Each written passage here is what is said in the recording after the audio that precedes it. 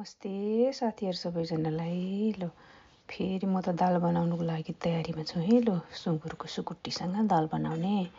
यो भयो हरियो मटर, यो भयो चना, यो भटमास, सेतो भटमास, यो हरियो भटमास, यो बोडी अनि यो रातो भटमास अनि सेतो भटमास।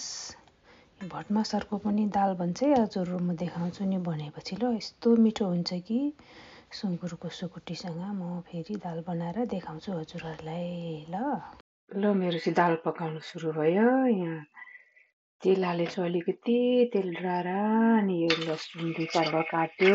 लसुनलाई डढाउनु हुँदैन, साह्रो गनाउँछ, घरै गनाउँछ। धेरै डढ्यो भने आलु 2टा आलु काटेर तयारी पारिसकेको छु। 2टा आलु पनि हाल्यो अनि त्यसपछि सिमीहरू सबै गेडागुडीहरू त्यस्तो गरी हुन्छ भिजाएर राखेपछि, एक रात भिजाएर राखेपछि चाहिँ मजाले यत्रो ठुलो हुन्छ कि बडेमाको हुन्छ है। ढाडिएर मजाले हाल्यो अनि त्यसपछि यसलाई म चाहिँ अब फेरि यसैभित्र नै बाह्र मसलाहरू हाल्छु। हजुर हो के मनपर्छ धेरै त हाल्दिनँ, स्वाद अनुसारको थोरै मसलाहरू, थोरै धेरै पनि खानुहुन्न के मसलाहरू बनाउँछ, धेरै बनाउँछ के डढो भने त मसला है। त्यही भएर म चिसोमा डढाइहाल्छु। स्वाद अनुसारको नुन हाल्ने हो साथी हो।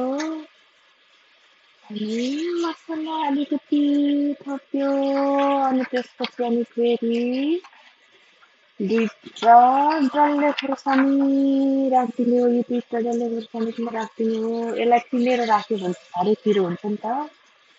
अनि अब त्यो राखेपछि लपक्कै पाक्छ खोर्सानी। अनि बल्ल पाकेपछि चाहिँ अनि त्यो निकालेर पार्ने हो नि त।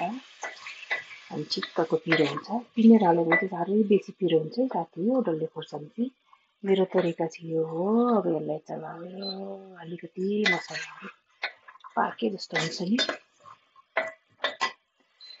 चलायो साथी हो। ल हजुरहरूलाई आलु खानु मन लाग्यो हालेको हुन्छ, आलु नहालेको हुन्छ, तर मलाई चाहिँ आलु हालेको मनपर्छ भटमासहरूको दालहरू।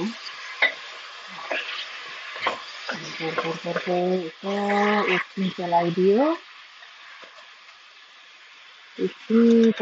हजुर। थोरै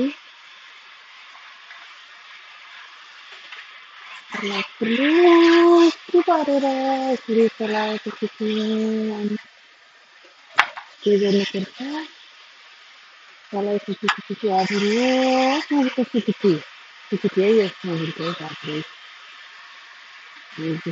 सुकुटीलाई राख्नुपर्छ।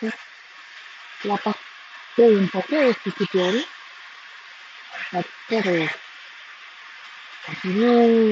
अलिकति नुन छुटेको नि अन्नमा होला भनेर।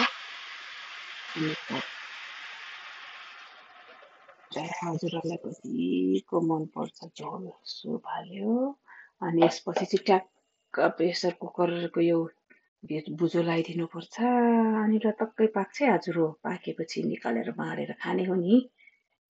ल हजुर हो, यी रेडी भयो मेरो भटमासको दाल।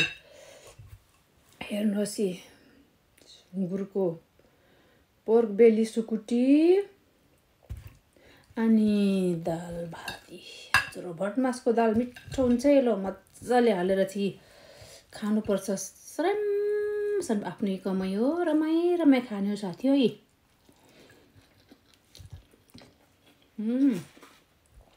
म चाहिँ खाएको है। ल हजुरहरूलाई पनि भिडियोद्वारा नै सेयर गर्न गइरहेको छु है। पोर्क बेली सुकुटी खाने हो।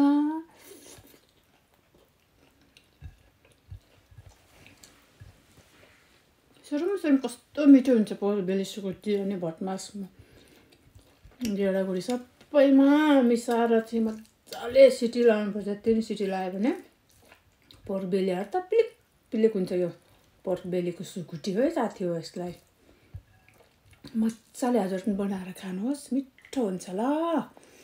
थ्याङ्क यू सो मच हजुरहरूले मेरो भिडियो वाच गरिदिनु भएकोमा अनि लाइक गरिदिनु भएकोमा कमेन्ट गरिदिनु भएकोमा धेरै धेरै धन्यवाद। Thank you, love you all.